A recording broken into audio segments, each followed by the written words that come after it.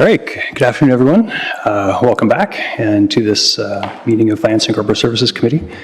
It's a fairly light agenda for this meeting. There are two consent items. Could I get a mover for consent?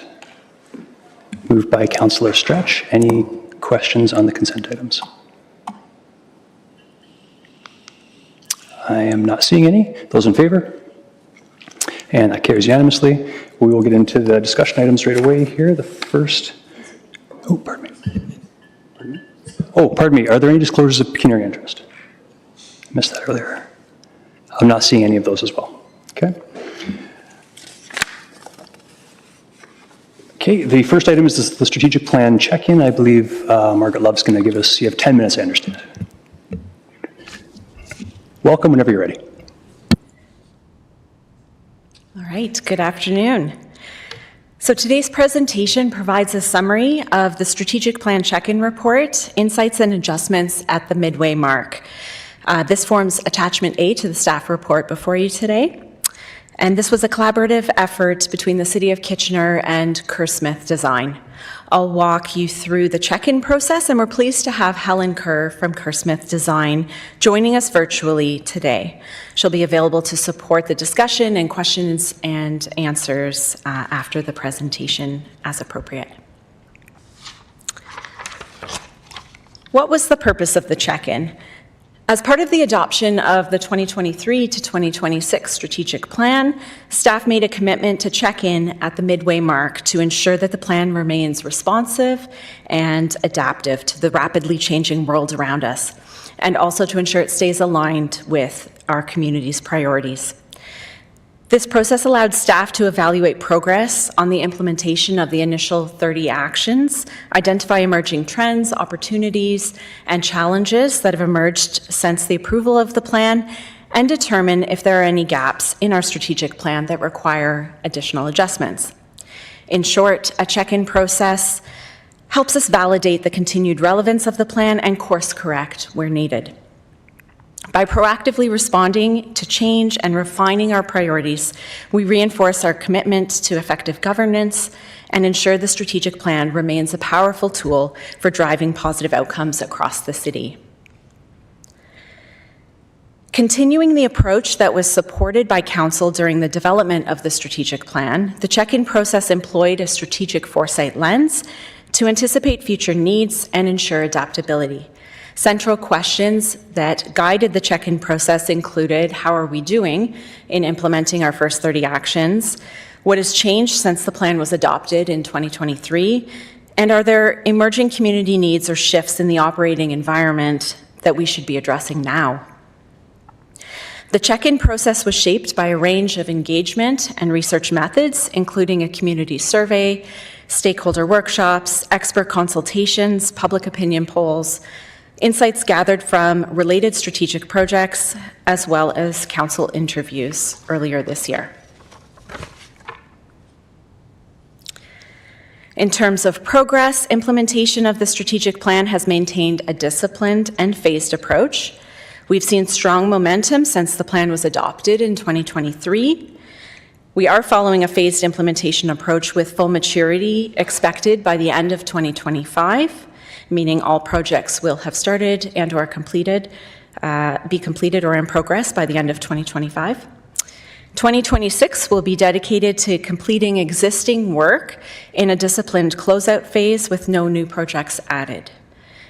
2 projects have been deprioritized and are being recommended for removal as part of this check-in process, and I'll speak to that shortly in the presentation. Overall, delays have been minimal in implementing our strategic plan actions, and we are now reporting as of last fall on the majority of our strategic plan indicators, though performance has been mixed. We are still in the process of finalizing approximately 50% of our strategic plan targets, so that remains a work in progress. The key themes identified through expert insights, council interviews, public opinion polls, internal and external workshops, and insights from related projects are summarized on the screen, and they include economic growth, resiliency and prosperity, housing accessibility and affordability, social resilience, public health and well-being, sustainable development, and responsible innovation. Notably, the economy and housing consistently ranked among the top themes across all engagement and research methods, while other themes appeared prominently in several areas, but not all sources. And I do want to clarify that these 6 top themes should not be read as a new set of strategic priorities for the city. Rather, there is strong alignment between the top themes that we heard through this check-in process and the city's current strategic plan, reinforcing the relevance and responsiveness of the plan. As presented in the report, the insights and feedback from the check-in process strongly affirm that we are on the right track. There's clear alignment between the community's current priorities and the initiatives already underway in the strategic plan. In fact, 23 current strategic plan initiatives are advancing shared goals across the themes that we heard about during the check-in process. While most challenges and opportunities align with ongoing priorities, a gap analysis revealed that a few emerging or evolving areas have surfaced as key considerations for the city. This has resulted in a series of proposed adjustments to the strategic plan, as well as several recommended actions that fall outside of the plan. And that's what I'll share with you now. So 2 initiatives are recommended for deprioritization and removal due to limited funding, resource constraints, and reallocation of staff resources, as well as more time needed to assess evolving community needs after the Kitchener Indoor Recreation Complex has opened next year. And these 2 projects being recommended for removal of the current plan include the Sport and Recreation Master Plan and the Recreation and Leisure Program Review. These projects will be reconsidered for possible inclusion in the 2027 to 2030 strategic plan.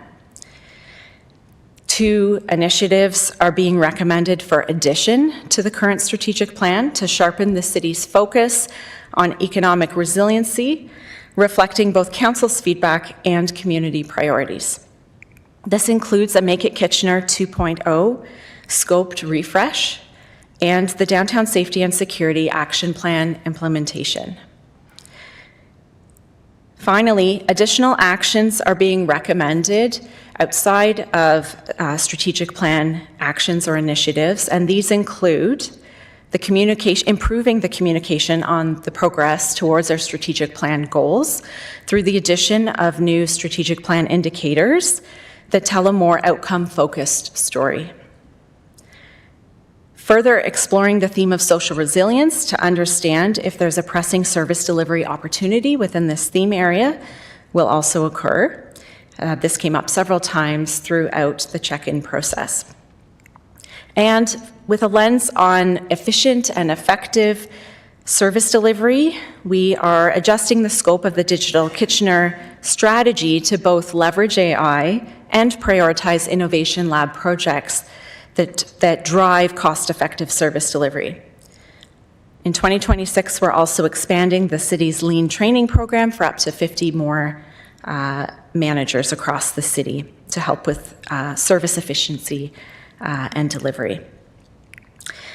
And lastly, we're exploring collaborations actively with academic institutions to conduct research on community organizations that are operating in the space of our strategic plan priorities, aiming to uncover collaboration and/or knowledge-sharing opportunities. So in conclusion, the check-in process affirms that the the plan is still strong and relevant, while recommending several targeted improvements or refinements. The insights gathered provide momentum and direction for the 2027 to 2030 strategic planning cycle, which will begin early next year. This check-in process reinforces that refinement of the current plan, not reinvention, is likely an appropriate path forward. And I'll now move over to the seat on the left and would be happy to take questions from council.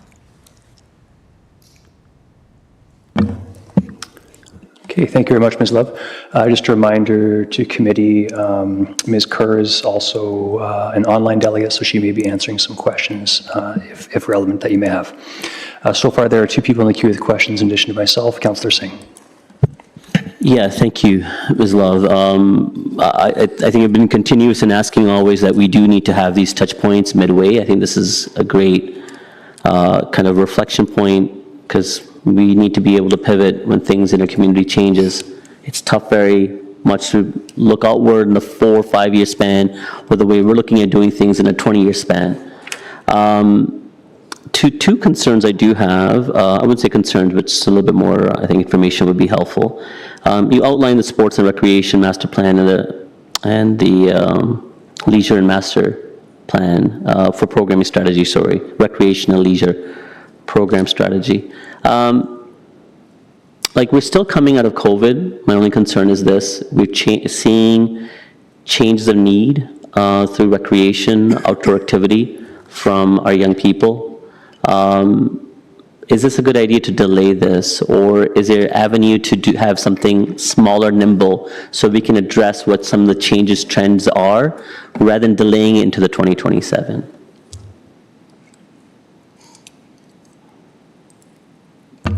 Ms. Love, go ahead. Yeah, thank you very much. And thank you, Councillor Singh, for the question.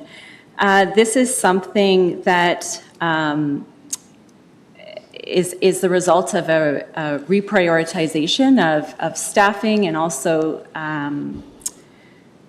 limited funding to support any outcomes that might flow out of this at the present time.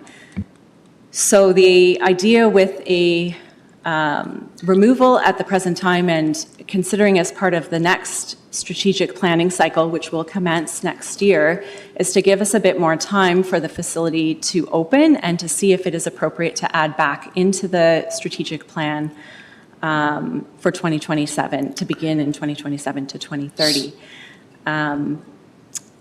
So this is where my kind of question or concern lies, is I get the Kirk facility is going to be advent of a lot of different programming. It's going to accent whatever we do, but it's not to say that we're not doing anything at all right now. We have a lot of leisure programming across the city.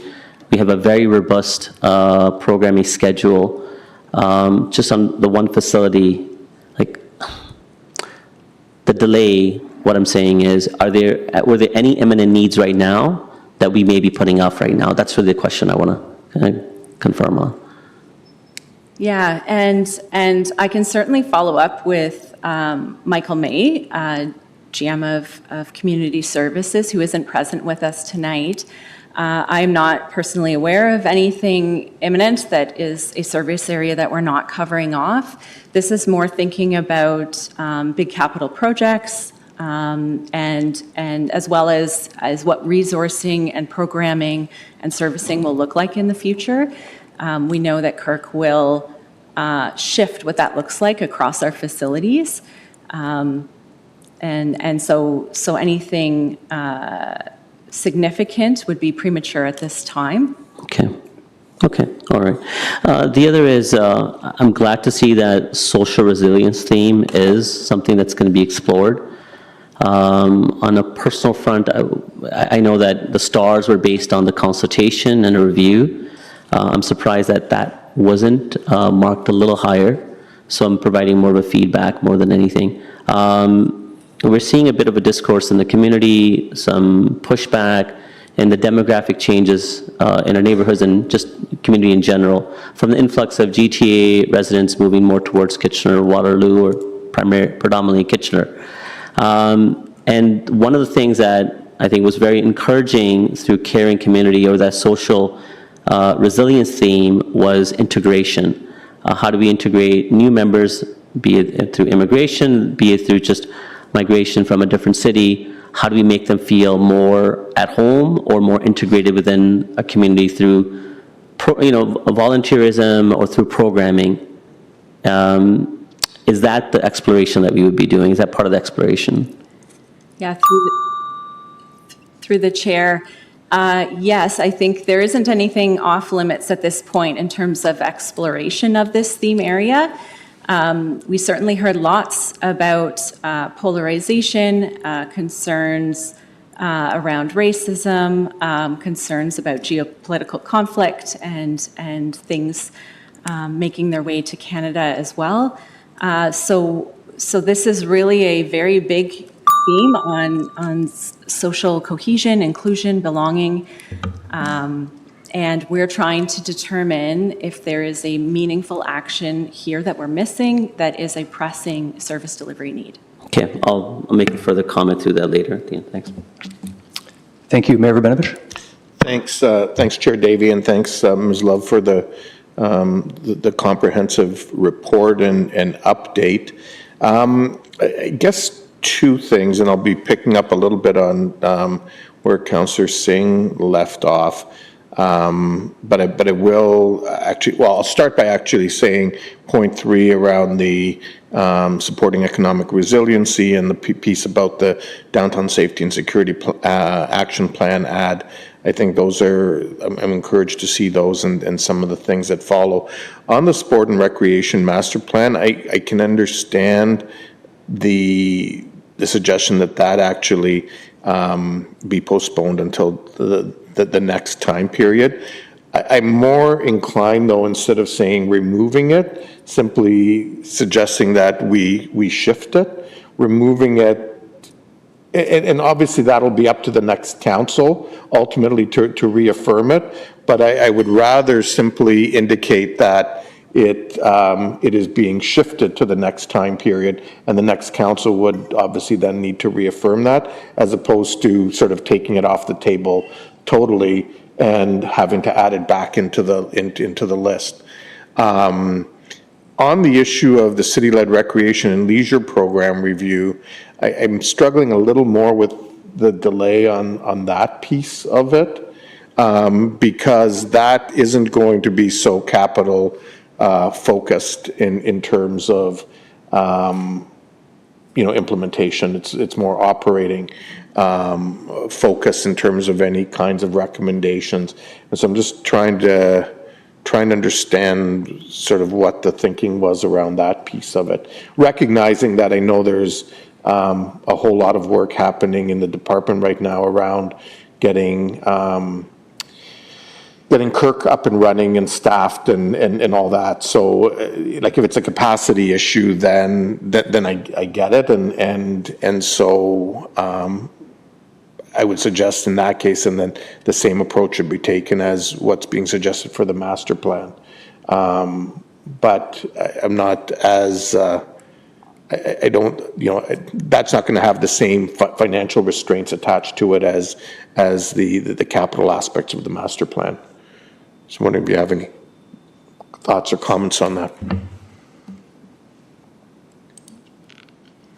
Go ahead, Ms. Levin. You can stay. You don't have to take off your microphone again. Okay. Through the chair, this particular project is more constrained by resources, and so this department has shared that both PMs on these projects have been reallocated to work on the operationalization of the Kitchener Indoor Recreation Complex, which is taking a significant amount of resources. The secondary piece to that is that everyone that they would need to engage at a senior level, at a management level across the development of this plan is also involved in the operationalization of Kirk. So it's not just the PMs, it's the people they need to work with to create the recreation and leisure facility plan.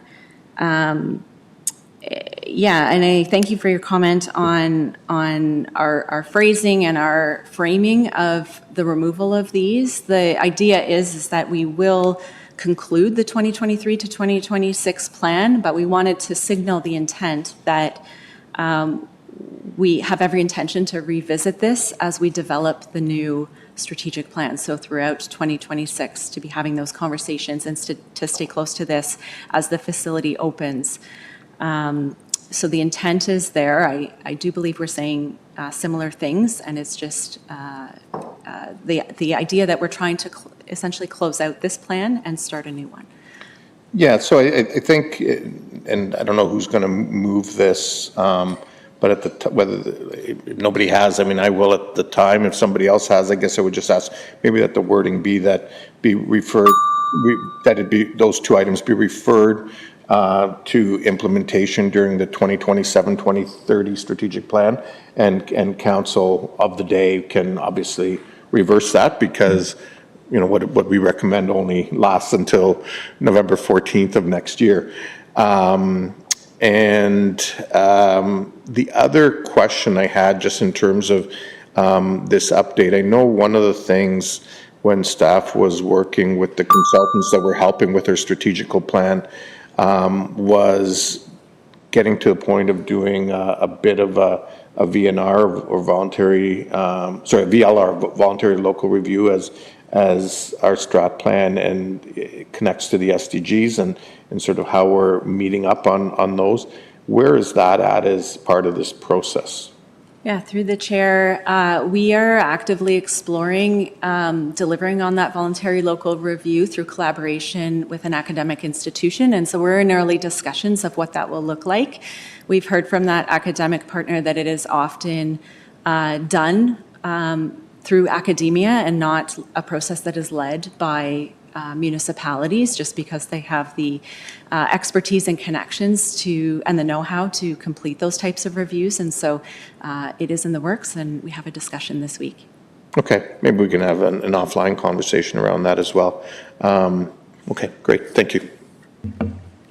Okay, thank you. There's no one in the queue. I'll just ask a couple questions. Actually, first off, Mayor Verbenich, I think just in thinking of your wording, I think you said implement. I'm not sure if it's supposed to be develop, I think, right, for the plan? So just so it's clear, I could support it. I'm just saying it's, I guess I'd defer to staff if it implements a problem, because I believe the understanding would be to develop it versus implementing those aspects of recreation. My only question is, and perhaps I missed the detail in the report, but with respect to the downtown safety and security action plan, I'm certainly supportive of looking at it, but one of my concerns typically is, well, to be frank, adopting the responsibilities of other levels of government. So are we looking very clearly at, what is a police responsibility, what other municipalities are doing in terms of the jurisdictional aspect when we're looking at, because I do see that this is one of the major potential cost adds in the financial implications. So is there significant oversight to make sure that we're not doing duplication of other levels of government when it comes to the safety and security of the downtown? Mr. Bloom? So through the chair, the Downtown Safety Action Plan really is a collaborative effort amongst primarily 4 organizations: the region, Waterloo Region Police, the city, and the BIA. We are spearheading, but we are certainly not doing our best to not take on work that is of those other 3 jurisdictions. And really, they have actually proactively come to the table to offer their resources. So yeah, I think we share the same view that our work is to facilitate and make sure the right things are happening, but not necessarily to take on work that is beyond our jurisdiction. Okay. If you don't want to point out any today, that's fine, but there was reference to 47 actions. Can you highlight any of the potential ones that would be the highest cost of those actions that we're going to be looking at? Through the chair, I would say for the city itself at this moment is likely the Downtown Safety Ambassador Program, which is a staff resource, which I think a number of that has already been approved within the budget, and there may be, I think the BIA is funding part of that, and if they opt not to fund, then that could be another potential ask of council through budget. But to my recollection, that's the most sort of cost significant at the moment. So, but I'd have to look back through all of the actions to see if there's any others. Okay, but I guess we'll have time to look at that for the future time. Yes, I actually just have comment as well at the appropriate time. Councillor Singh, questions or comment? Comment? Okay, actually, Councillor Stretch, question or comment? Comment? Okay, Councillor Singh, go ahead. Yeah, I'll try to be quick. Just to be remiss that I wanted to acknowledge that a refresh of our Economic Development Strategy 2.0 is, I think, a crucial point right now. Our economy has really is a level of uncertainty as to the direction nationally, if not even locally as well, with the ongoing uncertainty with the tariffs. I think continued work, I think the working group that's going should be entered into the refresh itself, giving us better guidance how we can navigate the coming years. On top of it, I think economic development strategy should be internal focused as well, looking at how we're operating internally. I think we are approaching harder times, and we have to see how we can be more resilient to support our economic development strategy going forward. The final point would be regarding the social resilience theme, and that's what I wanted to add my comments. I think we lost a little bit of an opportunity in the last years where Conestoga College had a thriving enrollment from international programming or enrollment for international students. We have individuals from across the world who are new to our community. I think of them integrating into our community better would have solved some of the issues that we've had regarding housing. Better understanding of our residents, of what it means as an economic driver of them in our community. I think that was lost on many people. They only saw some issues because, again, influx of larger population rather than the varied economic benefits that come with it too. But one of the biggest thing that is left in my mind, I think it's a lost opportunity for us, is that we could have, using it as an integration tool, we would have had access to a large pool of, I think, willing participants who would have happily volunteered through various agencies or with the City of Kitchener itself, because they were looking to learn about the community that they were in. They didn't want to necessarily be the outsiders. And I think we could have done a better job outlining those resources and those available opportunities for volunteering to those individuals. Now, that's not necessarily as much of an issue anymore. Going back to the other point that I said about, again, we could have a continued change of new residents into Kitchener from outside communities. They're not as well versed with the community here. They don't know the multitude of not-for-profit agencies and the great work that the City of Kitchener does, even through our community centers and neighbor associations. I think the exploration of the social resilience theme should be looking at that, of the integration of, and again, seeing how we can utilize the new populace to community improvement through volunteerism. Thank you. I don't know why I kept on looking at Mr. Bloom, but. Thank you. Councillor Stretch? Yes, thank you. I just wanted to add my comments around the downtown safety and security plan as well as the social resilience theme exploration. So being a downtown councillor and working closely with the BIA and the downtown and lots of the downtown businesses, our downtown safety and security plan has been a really great way to engage our different partners. So I've been really happy with how we've seen our partners step up through Kitchener really helping to organize those pieces. And so I really am happy to see this, this be a higher priority officially, having heard from the many businesses and residents in the downtown core. And I'm really pleased with really the program management that has gone along with that in connecting with different downtown councillors across Ontario. I think this tool and what we're coming up with is something that's not going to just help downtown Kitchener, but could possibly be a really great tool for other municipalities. And as well as just exploring the social resilience theme, I can really see how, as we explore that, I can't imagine that theme without the presence of a sport and rec master plan as well as leisure programming. I do really believe that those are really integral pieces to social resiliency and people being able to practice these things in their lives, as well as arts, any space that people can play and make connections, as well as engaging youth, I think is a huge part of exploring those themes. So I'm happy to see connections in those two things. And like I said, I'm really pleased. So thank you. Mayor Rabinovich?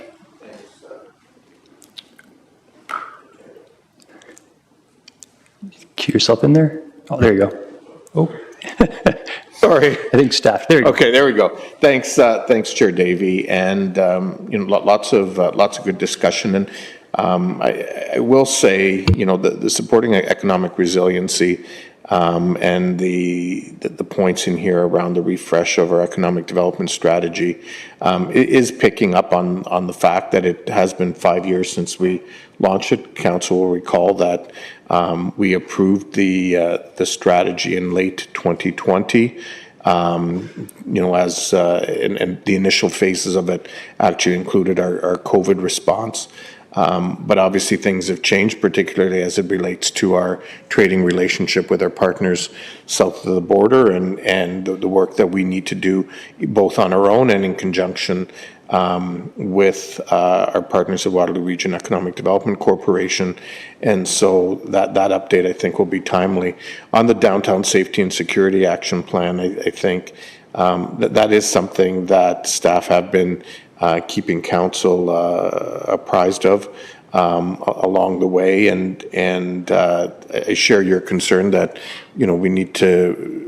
we've obviously had to take on a leadership role here, but it's been good to see our other partners step up in new ways to help address some of those concerns that are ultimately needed to address the community that with issues that, yes, are impacting the downtown, but if they're not addressed, actually impact the neighborhoods surrounding the downtown as well. And so it's in all of our interests around this horseshoe to see these issues being addressed. The last point that I'm going to make is, and Councillor Singh sort of tried to work around it in the resiliency piece, but I'm going to call it out for what it is.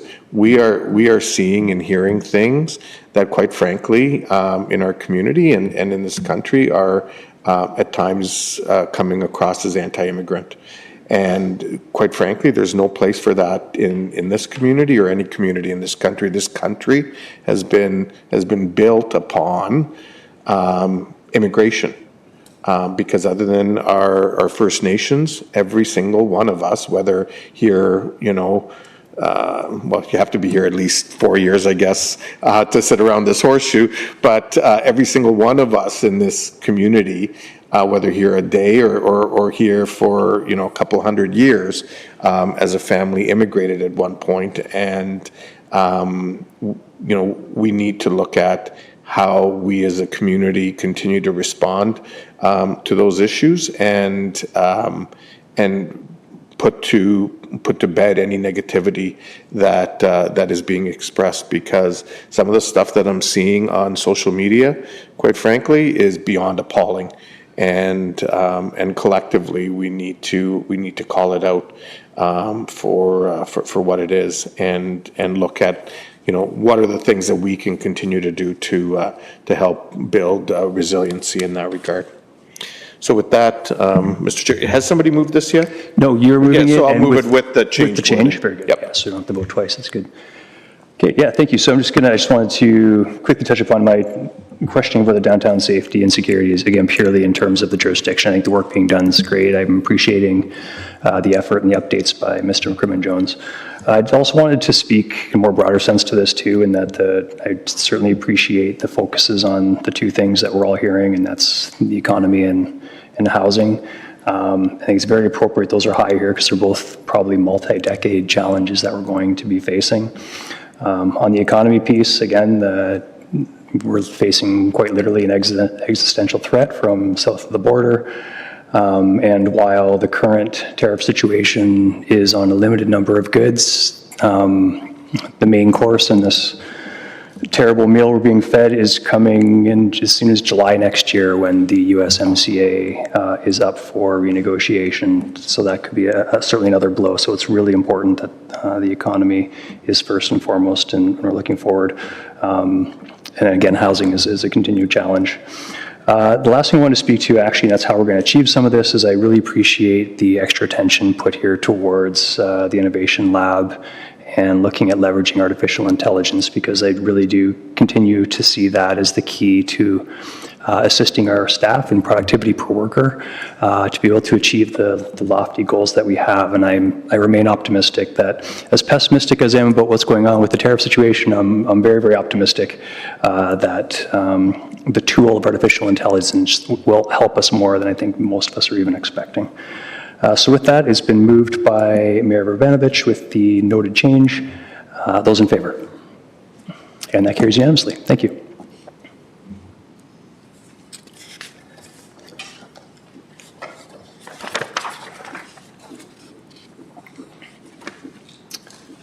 Okay.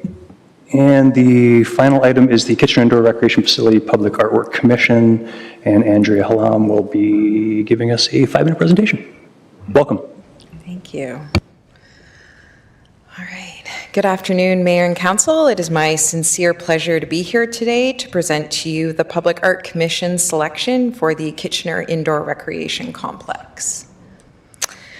Opening in the summer of 2026, this premium all-season recreation facility will feature an impressive lineup of amenities: a large aquatic center with 2 stainless steel pools, a FIFA-sized indoor turf field, a versatile quad gymnasium, an indoor walking track, 2 dedicated cricket practice nets, and 4 multi-purpose rooms for community programs and events.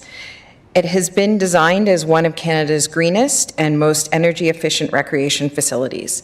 It will also be one of the most inclusive and accessible facilities in the region, with a dedicated breastfeeding room, a multi-faith prayer room, and a universal change rooms and washrooms throughout. We're all part of the public art call that went out for the facility, including sports and recreation, diversity inclusion, and environmental sustainability.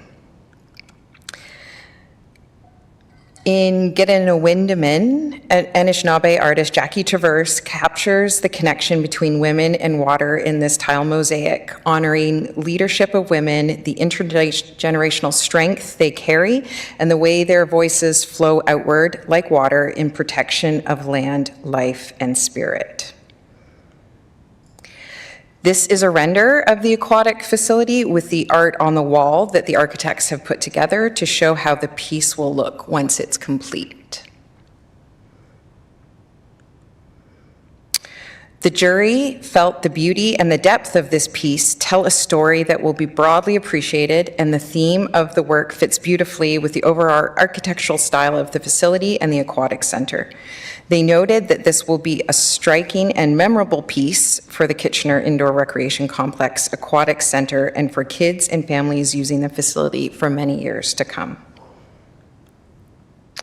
The Arts and Culture Advisory Committee also unanimously supported Gittinawindamin and the artist's vision to provide a compelling visual narrative of resilience, identity, and hope through her work. The piece will measure roughly 5 meters high and 17 meters long. It is made out of tile, and the tiles that are used in this mosaic are vitreous glass, known for their durability and vibrant appearance. These tiles feature through body color and are highly resistant to fading or staining, and are suitable for both indoor and outdoor applications, including wet areas. So now I'd like to turn it over to Nigel from Highness Global to tell us a little bit more about the artist Jackie Traverse and bringing this amazing piece to life. And then I'll take questions after. Hi, I'm Nigel Nolan, the director of Highness Global.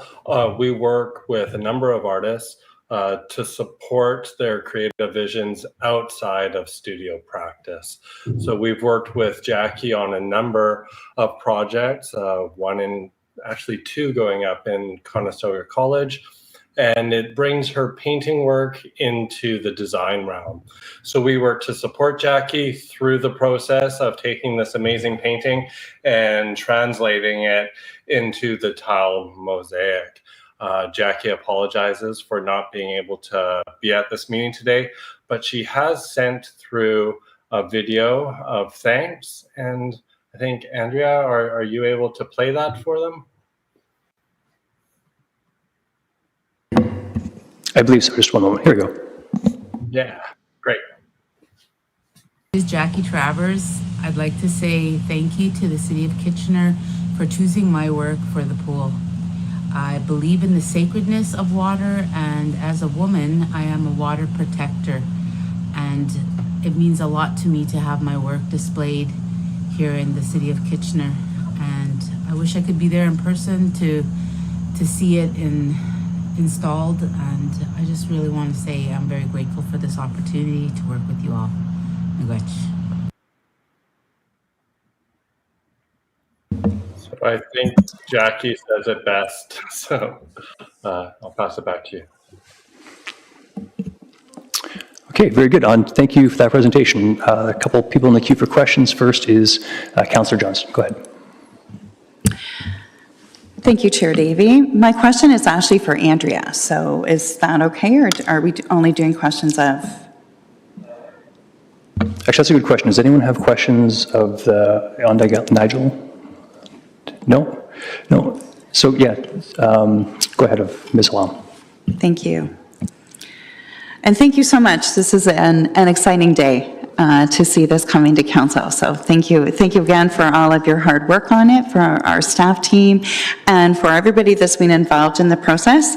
And I'm wondering if maybe you can actually touch on the process a little bit, how we came to this decision, and what were some of the things along the way that kind of maybe moved our course in a little different direction. Sure, through the chair. So there was an open call.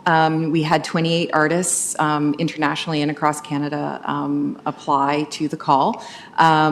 Staff worked alongside the jury to narrow that down. 3 artists were selected from the open call to then enter stage 2 of the competition. They were then able to ask questions. They met with the Kirk team. They toured the Kirk facility. They were also paid for their second round submissions. They presented to the jury. The jury then felt that because of the changes that had undergone with the facility from the time the call was opened to the contest being juried, that although the art was of great merit and the artists themselves, that it was just not something that was going to be working in the lobby area anymore. So the competition was closed. At the same time, through the public art policy, the city is able to do invitation work with artists. So staff were directed by the jury to work with Jackie and Highness and to see if there was another opportunity in the facility. So that opportunity was in the Aquatic Center, and this proposal was put forward. So after the competition was closed, the jury was then presented with Jackie's piece, and they unanimously supported then using the $300,000 commission to support the new piece. That's great. Thank you. I really appreciate getting that explanation. I think it's important for people to know kind of what precipitated that change. So the change was precipitated really because of the change in the funding that we got for the field house. Is that correct? And kind of changed the design then at that point? Yes, through the chair. So the lighting drastically changed. So with the gymnasium that was the new piece that came on, it changed the light of the area, the flow of the area, and it was determined that the 3 submissions that were all hanging submissions were not going to be able to architecturally fit in the design of Kirk. Thank you. So that's a really good news story on all points then. So thank you so much. Thank you. Councillor Deneau? I just have a comment, that's all. A comment? Yeah. Okay, if you wouldn't mind queuing back in. I just have a couple questions if I could. Can you remind me, when's the last time we reviewed our public art policy? Do you know offhand? I know you haven't been here that long, Ms. Long, but... Oh, Mr. Eden? Through the chair, it was last reviewed and unanimously approved by council in February 2024. Okay, good. Yeah, I remember we looked at it fairly recently. I didn't know it was that recent. In that, and again, it wasn't as part of our report, but the committee that looks at the applications, is there a breakdown? Because again, if I'm being honest, this is a significant amount of money. Is there a breakdown of the costs in terms of like materials, labor, what the artist's fees are? Do we get all of, does at least the committee get all of that when they're reviewing this?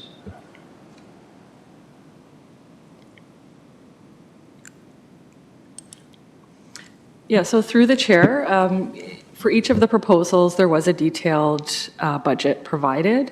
And in this case, it was provided through Highness Global, who's the agent of the artist, in terms of which would include everything from the design, the artist fee, installation costs, and any legal fees, additional things like that. Okay, is there a reason, or in the future, could council receive that breakdown of costs? Just doing my due diligence, I feel like that should be a public document, or is there something not permitting that? Yep, so we can provide counsel with that. We're just in the process of still, because this one included a combination of working together with the Kirk team in terms of the installation. We are still looking at sort of finalizing the budget around what the cost is going to be, but it is within the 300,000. But in terms of, and so we can share it with you with that. It's just that there was a bit of a time lag in terms of the tender going out for the installation of this piece and finalizing the budget. And sorry, and just to be clear, I did appreciate the context as well, but in terms of the public art policy, this process, and again, it's no one's fault because as Councillor Johnston pointed out, the gymnasium came through sort of a last minute thing. So we did sort of, bend things so we can have everything put together in time. So this particular project didn't follow the policy to a T, is my understanding. Is that right? Yes, that's correct. So we were very careful about following the process, and we worked closely with legal on ensuring that we were able to move forward with the piece as the jury had recommended. One of the biggest, which we did, and there is an invitational component to commissioning art within the public art policy. And in addition to that, one of the things that we were really looking at was partly for what the jury discussed quite a bit was the ability to be flexible within this process and to be able to move forward with something that the jury was really supportive of. And also, from a more sort of practical matter was the timing as well. So having to, if we were to close the process and then put a different public art call out, the time lag in terms of being able to get something that would be ready for the facility opening was significant. Okay, thank you very much, Ellen. Yeah, and if we could be provided just by email the budget, I'd like to take a look at that as well. Absolutely. Councillor Singh, Mayor Urbanovich, are you guys questions or comment? Comment? Okay. And I actually don't have a mover for this item yet. Could I get a mover? Councillor Johnson. So comments, we have 1, 2, 3, 4 people in the queue, beginning with Councillor Deneau. Thank you, Chair Davey, and thank you to the committee that worked through this process. I want to say this piece is absolutely stunning. I think, as I grow older and appreciate more and more Indigenous art, I think this, it tells a story, in this picture like most art does. And so I think, we should be proud of what we're going to be putting into our new building. And so thank you to yourself. And I hopefully when the new building opens, we can get Ms. Traverse in to help us celebrate the artwork. But thank you. Thank you, Councillor Singh. Yeah, just the power of, I guess, water and women. I think it's a phenomenal story. I understand the concerns laid out by Chair Davey as to the overall policy of 1% towards the overall project. and ensuring that, because art can be subjective, that the money's being spent does drive transformational kind of context to that community, that space. It's inspirational. So you really feel the value of what's spent through this presentation. In my mind, I don't know what the final installation is going to look like, but it seems to have met that metric, that it will drive that inspiration for everyone going. It's been a bit of a transformation for me as well, of seeing that art is important in our public spaces. When it first came on council, it was really about the dollar and cents. And sometimes it's got to go past that, because there's a lot of intangible benefits that you get that sometimes you can't just equate it through the budget itself. Where I think I was kind of impressed is the overall projects of the Kirk facility. I think it's around 170 million. It's going to be one of the most expensive, largest buildings or facilities in our community. To my understanding, we're looking at a 300,000 and additional 200,000 later on, which, if you look at the overall context of the project, is 0.2% of the overall project, which is far less than that 1% policy that could be driven. So we could have had much bigger art installation there, and it would have still been in line with the overall policy. But I think we're being somewhat fiscally minded, and at the same time, I think what we're commissioning seems to be far more value than what we're spending, and so quite supportive of it. Thank you, Mayor Rabinovich.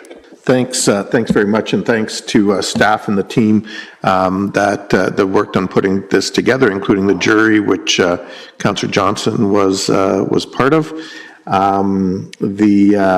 I have to say, obviously the process had to evolve as the buildings evolved, and that, I guess, is it shows the nature of IPD and how nothing is necessarily a straight line, even when it comes to art. But at the end of the day, the proposal that's in front of us aligns with our policy, had the unanimous support of the jury, and I would agree with Councillor Deneau. This is going to be an absolutely stunning piece. I think anybody who has seen a mosaic of whether of stone or of glass that's small in comparison to this knows how stunning a piece like that can be, and to think that this is going to cover a wall in this size. Arguably it's going to make it, one of the most amazing pieces of public art, I would say, certainly in our community, if not in this region and beyond. And obviously the connection to the Indigenous community is important as well, and so that really excites me. I'll be honest, I forgot, going back to having been around when we implemented the original 1% public art policy many years ago. I forgot that there were thresholds in there, and I'm glad that we actually saw that threshold increase recently, and that you're going to be looking at some, as the report indicates, at some other components with the balance of those dollars. Because I think as we look to build the kind of community and society we want to build, public art needs to be an integral part of that. We've done okay on that front, but it's an area that I think we need to do more on, and seeing this opportunity now with this project come to life is really going to allow us to step forward in a meaningful way. So kudos to the comms and the arts and culture teams, the comms for community services and arts and culture teams for the great work that you've done on this. Thank you, Councillor Michaud. Thank you. I just want to congratulate staff and Councillor Johnson and the rest of the jury committee. I sat on a jury committee, art committee, and I know the excitement of it. This is much larger scale than what I sat on, but reiterating what everyone else said, this is a magnificent facility that we're creating, so it only makes sense to have a magnificent piece of art. So congratulations to all of you. Thank you, and Councillor Johnson. Thank you, Chair Davey. And I just wanted to say a special thank you to the staff team that has worked so hard on this. I think this is I don't know, 8 or 9 months, month-long process that has got us to this point, and it's absolutely incredible. When I look at this piece of artwork, like it honestly, it's just so exciting. It's almost like a phoenix rising to me. I think it's so incredible, and it's very, very moving. And I too hope that Jackie Traverse is I know she will be invited, but I'm hoping that she'll be able to come to the opening of this. That would be so exciting. And one thing that I've said whenever I take a look at this is one of those pieces that I'm imagining all these swim meets happening and all these people taking their picture in front of this incredible piece of artwork, because it's so stunning. It's one of those things that is really going to set, first of all, this building is incredible, and it's going to be set apart from other places like this. But I think this artwork is really just such a testament to our the Indigenous community, and the messaging that's there is pretty incredible with this. So thank you to the team. Thank you to all the people that sat on the committee to look into this as well. I think it's such a good news story too that our pitch did need to change because of the money that we got to do the field house as well. So I think that that's another part of the good news story here too. So thank you very much. Thank you. That concludes all the comments. It's been moved by Councillor Johnson. Those in favor? And that carries unanimously. And that also concludes Finance and Corporate Services Committee. Thank you.